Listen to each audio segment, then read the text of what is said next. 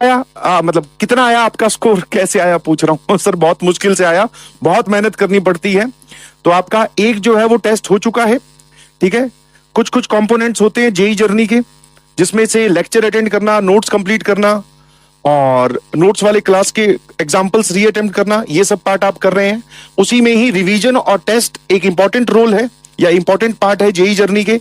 जो बच्चा test skip करता है किसी भी बहाने से, तो फिर भाई समस्या हो जाती है बहुत ज्यादा, क्योंकि टेस्ट रोल प्ले करता है मिरर का, आईने का, जो कि हमें साफ साफ हमारी प्रिपरेशन बताता है कि भाई इस लेवल पे चल रही है, अभी अभी आपसे गलतियां हो रही है।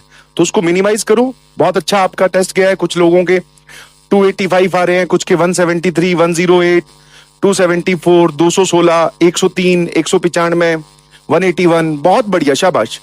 अब आपने क्या एनालिसिस की? एनालिसिस के लिए पहले ही बोल देता हूं भाई, कौन सी शीट भरनी है, मैंने तुम्हारे लिए काम कर दिया है, ठीक है।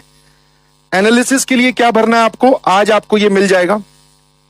आपको इन सब सवालों के जवाब देने हैं। जैसे बच्चे बोलते हैं कि सर एनालिसिस कैसे करें, तो आपका पहला जेई मेंस का टेस्ट हो गया है। तो आप क्या करोगे, टेस्ट नंबर डाल दिया, कब वो डेट थी वो डेट डाल दी, ठीक है। उसके बाद में इन सब सवालों के जवाब दो। आप चाहो तो ये तीनों सब्जेक्ट्स में कॉपी कर सकते हो, फिजिक्स, केमिस्ट्री और मैथ्स में।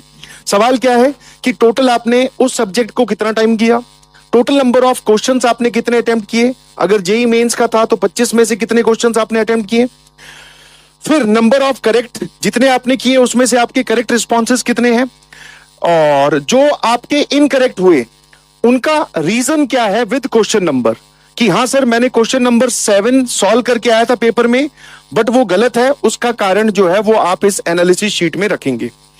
मिनिमम नंबर ऑफ क्वेश्चन जो सही हो जाने चाहिए थे, पेपर से बाहर निकलकर आपको ऐसे कितने क्वेश्चंस मिले जो आसान थे, जहां तक आप पहुंच ही नहीं पाए, या फिर पहुंचे तो आपने उन सवालों को छोड़ दिया या आपने गलत कर दिए। तो आप अपने हिसाब से लिखोगे कि हाँ यार इतने क्वेश्चंस मैं कर सकता था इस पेपर में। कौन से और कितने इजी थे, वन लाइनर या फिर जो आपको इजी लगे, कौन से और कितने थोड़े कैलकुलेटिव और लेंथी थे, कौन से और कितने जो है वो डिफिकल्ट थे या न्यू टू मी थे। ये पूरी आप एनालिसिस की शीट भर लीजिए। ये मेजर मेजर क्वेश्चंस हैं।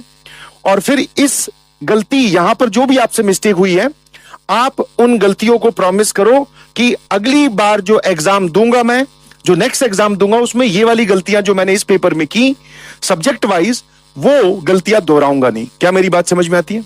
हाँ है ना?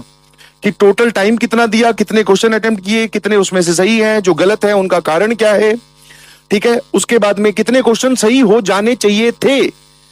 समझ में? एक तो होता है हमारा एक्चुअल स्कोर, एक होता है सर हमारा प्रोजेक्टेड स्कोर, की एग्जाम से बाहर निकलकर हमेशा आपको यह लगेगा कि 20-25 मार्क्स और लाए जा सकते थे। तो वो मार्क्स आपसे कहां छूटे, उसका एरर या उसका कारण क्या है, वो आप जरूर लिखें, ठीक है। तो आप इसको फिल करिएगा प्लीज, ठीक है। बिल्कुल बिल्कुल बिल्कुल, गलतियां होंगी, उन्हीं से हमें सीखना है। बस सेम गलती जो है हमें बार बार रिपीट नहीं करनी है, और इसी को ही इंप्रूविंग स्टेज बोलते हैं दोस्तों। सभी बच्चे अपनी अपनी इंप्रोवाइजेशन करते जाएंगे, day by day, test by test, lecture by lecture. आप देखेंगे कि आप एक बहुत ही जबरदस्त एस्पिरेंट में कन्वर्ट हो जाएंगे, बिलीव मी, ठीक है। बहुत बढ़िया, शाबाश।